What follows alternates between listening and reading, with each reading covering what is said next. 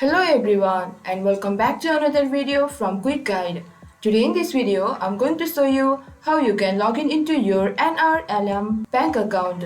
So follow some simple steps with me. First of all, open your web browser and in the search bar, type in NRLM bank login.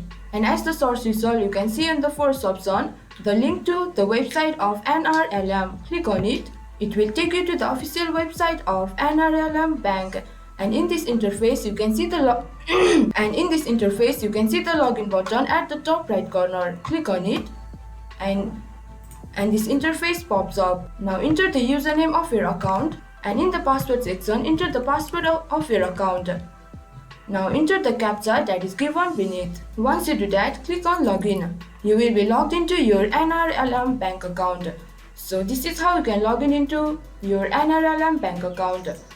This was for this video. Hope you guys understand and find our video helpful. If you did, please do not forget to hit the like and subscribe to our channel. And also hit the bell icon for latest videos and drop a comment for reviews and more content like this. I will see you guys again in our next video. Thank you guys for watching.